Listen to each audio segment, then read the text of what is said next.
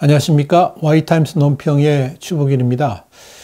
문재인 청와대의 울산시장 선거 개입 공소장, 추미애 법무부 장관에 의해서 비공개로 결정됐죠. 근데 그렇다고 진실이 숨겨지나요? 꼭 그 멍청한 짐승이 수풀 속에다 머리는 쳐박고 엉덩이는 흔들면서 나 없다 그런 거와 똑같은 거 아닙니까? 이렇게 권력의 힘을 과시한다는 것은 문재인 정권의 종말도 가까웠다는 것을 의미합니다. 추미애 법무부가 4일날 청와대 하명수사 및 선거 개입 의혹 사건으로 불구속 기소된 피의자 13명에 대해서 60여 장의 공소장 전문의 전면 공개를 거부했습니다. 대신 겨우 표지가 포함된 5장으로 정리된 공소사실 요지만 국회에 달랑 제출했습니다.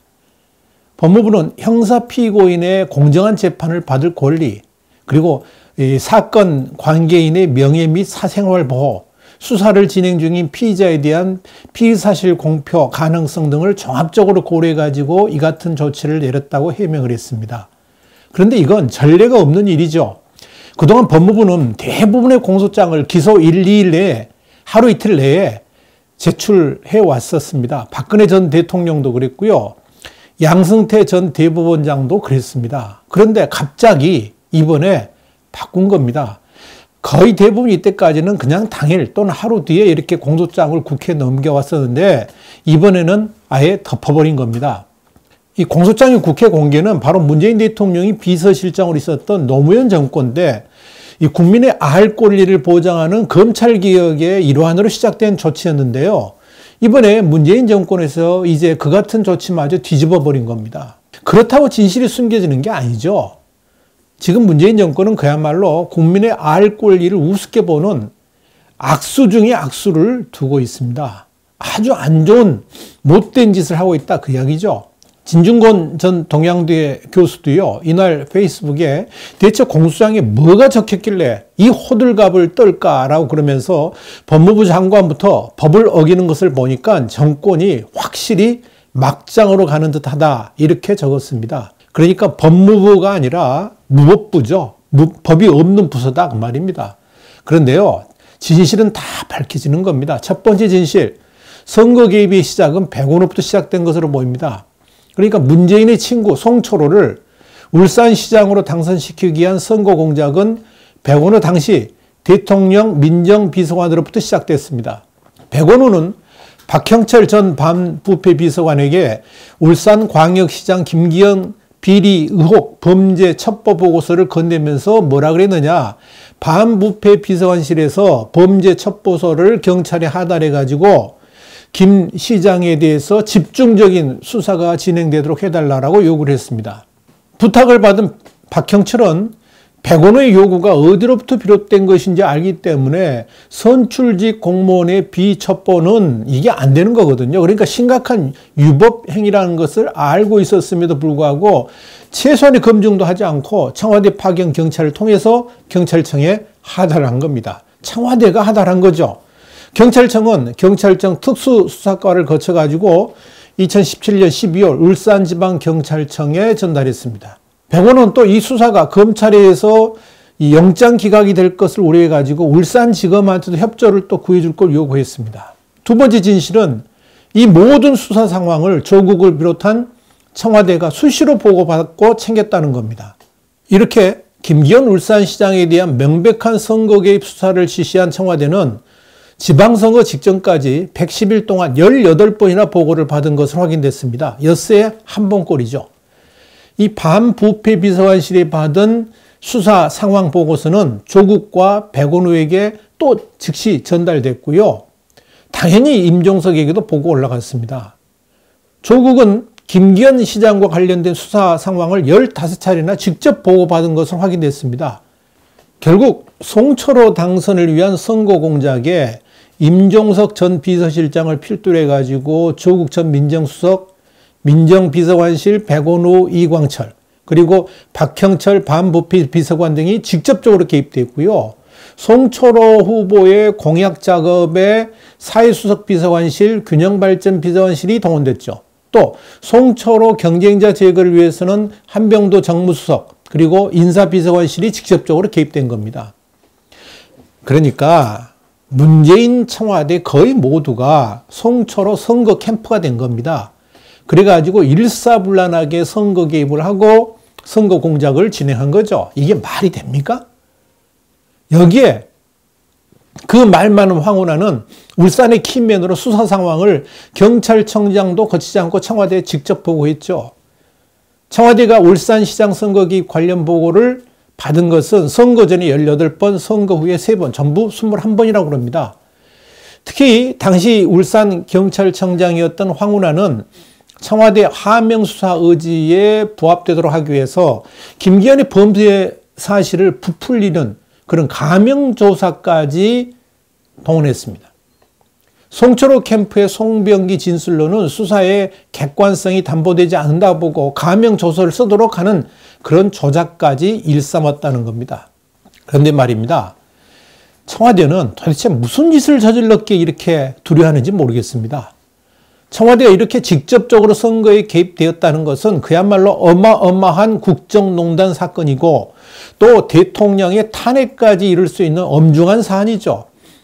특별히 4월 총선을 앞둔 민주당 정권에게는 엄청난 악재가 될 수 있습니다. 이런 정황을 충분히 알고 있는 추미애 장관이 청와대의 은폐 요구에 적극적으로 화답하면서 총대를 맨 것이 아닌가 보여집니다. 그만큼 숨기고 싶은 것이 많다는 이야기죠. 그래서 한국당도 뭐라 그랬냐면 문재인 정부와 청와대 관련자들이 도대체 무슨 범죄를 저질렀기에 공소장을 비공개하려는 것인가 그러면서 이 문재인의 30년 지기를 선거 지원한 것이 국가 안보와 관련된 사안이냐 아니면 청와대는 도대체 무슨 짓을 저질렀기에 그리 두려워하는가라고 비난한 겁니다. 새로운 보수당도요 논평을 냈는데요. 추미애 장관을 겨냥해가지고 국민이 위임한 권력의 사유화 그리고 법치농단이 어느 정도까지 추악하고 추잡하게 이루어질 수 있는지 보여주는 일대 사건이 아닐 수 없다라고 비판했습니다. 같은 출시로서 참 부끄럽습니다. 촌철 살인의 메시지를 매일 내고 있는 진중권 전 동양대 교수도요. 자신의 페이스북에 이런 글을 썼습니다. 박근혜 정권 때도 없었던 일이 벌어지고 있다. 이렇게 맹비난했습니다. 진중권 교수는 이어서 문재인 정권은 친문 실세들의 부패할 자유를 위해서 국민의 알 권리부터 철폐했다. 그러면서 자기들은 온갖 불법을 저지르고 다녀도 국민들은 그것을 알아서는 안 된다. 이것이 그들이 말하는 민주적 통제라는 것이라.